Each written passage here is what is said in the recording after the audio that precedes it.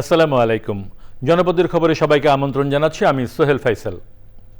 এখনকার এই সংবাদ আয়োজনে একই সঙ্গে চ্যানেলের ইউটিউব চ্যানেলে এবং চ্যানেলের ওটিটি প্ল্যাটফর্ম আই স্ক্রিনে লাইভ স্ট্রিম হচ্ছে। কক্সবাজারের নুনিয়াছড়া বিআইডব্লিউটিএ ঘাট সংলগ্ন বাকখালী নদীতে সেন্ট মার্টিনগামী জাহাজ দ্য আটলান্টিক ক্রুজে আগুনে নূর কামাল নামে একজন ক্রুর মৃত্যু হয়েছে। উদ্ধার করা হয়েছে ১৬ জন ক্রুকে। আগুনে জাহাজের বেশ কিছু অংশ ক্ষতিগ্রস্ত হয়েছে। কক্সবাজার প্রতিনিধি সরওয়ার আজম মানিকের পাঠানো তথ্য ও ভিডিও চিত্রে আল মুকসিদের রিপোর্ট। কক্সবাজার শহরের বাকখালী নদীতে সেন্ট মার্টিনগামী জাহাজ দ্য আটলান্টিক ক্রুজে ভোর ৭টার দিকে আগুন লাগে। কয়েক ঘন্টার চেষ্টার পর আগুন নিয়ন্ত্রণে আনে ফায়ার সার্ভিসের ৩টি ইউনিট। অগ্নিকাণ্ডের সময় জাহাজটিতে কোনো যাত্রী ছিল না। বোর্ডে শর্ট সার্কিট করে আগুনটা লেগেছে। তো আমরা ৩টা ইউনিট কাজ করতেছি। ক্ষয়ক্ষতি এখন তো আমরা এখনো পর্যন্ত বলতে পারবো না, আমরা একটু পরেই জানাবো যখন আমরা এখন নিভে গেছে পুরো না, পুরো তো নিবে না, এখনো কাজ চলতেছে।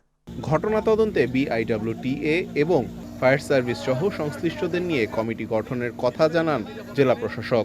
7টা জাহাজ সেন্ট মার্টিনের উদ্দেশ্যে প্রতিদিন পর্যটক নিয়ে যায়।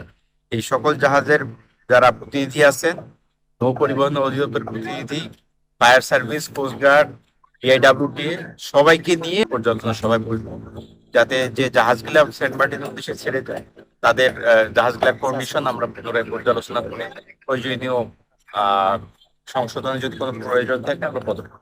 কি করে আগুনের সূত্রপাত তা খতিয়ে দেখা হচ্ছে। আল মুকসিদ, চ্যানেল আই। রাজধানীর আগারগাঁওয়ে নির্বাচনী প্রশিক্ষণ ইনস্টিটিউটে গিয়ে ভোটার নিবন্ধন কার্যক্রম সম্পন্ন করেছেন বিএনপির ভারপ্রাপ্ত চেয়ারম্যান তারেক রহমান। দুপুরে ১টার দিকে নির্বাচন ভবনের পিছনে নির্বাচনী প্রশিক্ষণ ইনস্টিটিউট ভবনে যান তারেক রহমান। ওই ভবনের নিচতলার একটি কক্ষে গিয়ে ছবি তোলা, আঙুলের ছাপ, আইরিশ এবং স্বাক্ষরের কাজ করেন তিনি। এ সময় নির্বাচন কমিশন সচিব আক্তার আহমেদ উপস্থিত ছিলেন।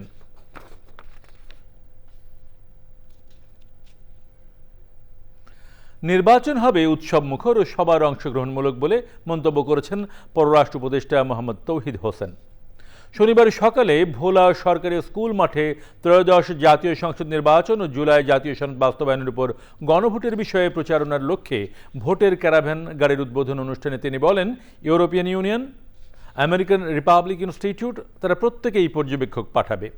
সে সময় উপস্থিত ছিলেন ভোলার জেলা প্রশাসক doctor Shamim Rahman, police super Shahidullah Kawsar ও অন্যরা। প্রত্যেকটি মানুষ যেন, আমরা জানি যে 100 বছর ভোট কোনোদিনই কাস্ট হয় না, এটা আপনারাও জানেন, আমরাও জানি, কিন্তু ভোট দিতে চাইবে অথচ দিতে পারবে না, প্রতিনিধি নির্বাচন করতে চাইবে অথচ সেই প্রতিনিধির দেখা পাবে না, এরকম পরিবেশ যেন সৃষ্টি হয়ে গেছিল। আমরা আশা করি এবং আপনাদের সহযোগিতা এখানে খুবই গুরুত্বপূর্ণ, আপনাদের অংশগ্রহণটা খুব গুরুত্বপূর্ণ। সেটা হলে আমরা চাই একটি নির্বাচন হোক যেটাতে মানুষ তার ইচ্ছা মতো ভোট দিতে পারবে। উত্তরের শীতল বাতাস ও ঘন কুয়াশায় বিপর্যস্ত হয়ে পড়েছে জনজীবন। আজ দেশের সর্বনিম্ন তাপমাত্রা রেকর্ড করা হয়েছে যশোরে। জেলায় তাপমাত্রা নেমে এসেছে ৮.৮ ডিগ্রি সেলসিয়াসে। ভোর থেকেই কুয়াশার ঘনত্ব ছিল প্রায় ১০০ মিটার। সড়ক ও মহাসড়কে যান চলাচলে দেখা দিয়েছে ধীরগতি। অন্যদিকে কুড়িগ্রাম ও গাইবান্ধায় কুয়াশার কারণে দিনের বেশিরভাগ সময় সূর্যের দেখা মিলছে না। ঠান্ডা বাতাস আর রাতভর কুয়াশায় দুর্ভোগে পড়েছে শ্রমজীবী ও খেটে খাওয়া মানুষ। হাসপাতালে নানা রোগে আক্রান্ত রোগীর সংখ্যাও বৃদ্ধি পাচ্ছে। সকালে সর্বনিম্ন তাপমাত্রা ১১.২ ডিগ্রি সেলসিয়াসে রেকর্ড করেছে কুড়িগ্রাম রাজারহাট আবহাওয়া পর্যবেক্ষণ কেন্দ্র। গাইবান্ধায় তাপমাত্রা ছিল ১২ ডিগ্রি সেলসিয়াস।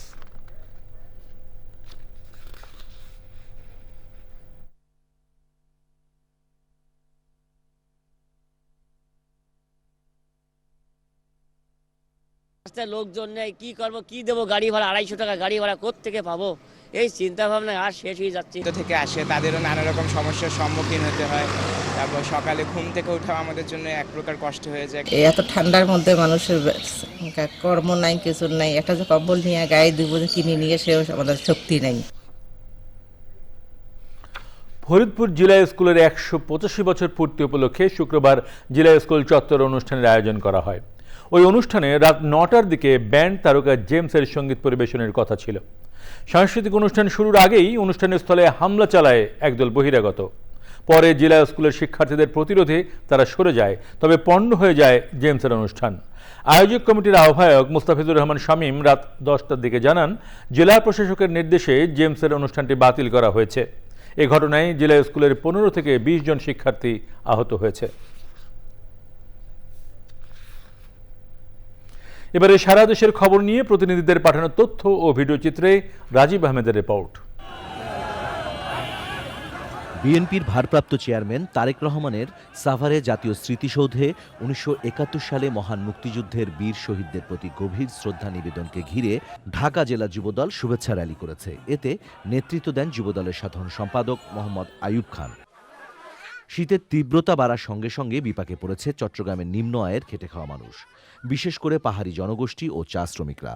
এমন পরিস্থিতিতে শীতার্ত মানুষের পাশে দাঁড়িয়েছে বাংলাদেশ গার্মেন্টস শ্রমিক সংহতি ফেডারেশন। বরিশাল মহিলা টিটিসিতে যুব কর্মসংস্থান ও উদ্যোক্তা উন্নয়ন বিষয়ক ক্যাম্পেইন হয়েছে। এতে বিভিন্ন ট্রেডের মোট 160 জন প্রশিক্ষণার্থী অংশগ্রহণ করেন। চাঁদপুর প্রেস ক্লাবের নতুন ভবন নির্মাণ কাজের ভিত্তি ফলক উন্মোচন করা হয়েছে। চাঁদপুর প্রেস ক্লাব প্রাঙ্গণে আয়োজিত অনুষ্ঠানে ভিত্তি ফলক উন্মোচন করেন চাঁদপুর জেলা প্রশাসক মোহাম্মদ নাজমুল ইসলাম সরকার। গাজীপুরে বসবাসরত বরিশাল বিভাগের বিভিন্ন শ্রেণী পেশার মানুষদের সংগঠন বরিশাল বিভাগীয় জনকল্যাণ ক্লাবের বার্ষিক মিলন মেলা ও সাংস্কৃতিক অনুষ্ঠান হয়েছে। প্রধান অতিথি ছিলেন গাজীপুর মহানগর বিএনপি সভাপতি শওকত হোসেন সরকার। চুয়াডাঙ্গায় এসএসসি 1985 ব্যাচের তৃতীয় প্রতিষ্ঠাবার্ষিকী ও মিলন মেলা হয়েছে। চুয়াডাঙ্গা সরকারি কলেজ চত্বরে এ উপলক্ষে কেক কাটা, শোভাযাত্রা, আলোচনা সভা, সাংস্কৃতিক অনুষ্ঠান হয়েছে। নওগাঁর পত্নীতলা উপজেলার নির্বাহী অফিসারের বিরুদ্ধে মানববন্ধন কর্মসূচি পালন করেছে ভুক্তভোগী এলাকাবাসী। নওগাঁয় শুরু হয়েছে 3 দিনব্যাপী আর্ট ক্যাম্প। উদ্বোধন করেন প্রখ্যাত চিত্রশিল্পী রেজাউল হক। Rajib Ahmed, channel I. তারুণ্যের উৎসব উদযাপন উপলক্ষে রংপুরে প্রীতি নারী ক্রিকেট প্রতিযোগিতা হয়েছে। ক্রিকেট গার্ডেন মাঠে খেলায় রংপুর বিভাগীয় মহিলা ক্রীড়া সংস্থা দলকে 50 রানে হারিয়ে বিজয়ী হয় রংপুর জেলা ক্রীড়া সংস্থা দল। সমাপনী অনুষ্ঠানে বিজয়ী ও বিজিত দলের খেলোয়াড়দের হাতে পুরস্কার তুলে দেন জেলা ক্রীড়া সংস্থার সভাপতি লুৎফুন্নেসা আজিজা। এ সময় উপস্থিত ছিলেন জেলা মহিলা বিষয়ক অধিদপ্তরের উপপরিচালক ও বিভাগীয় ক্রীড়া সংস্থার সদস্য সচিব সেলাওয়ারা বেগম ও অন্যরা।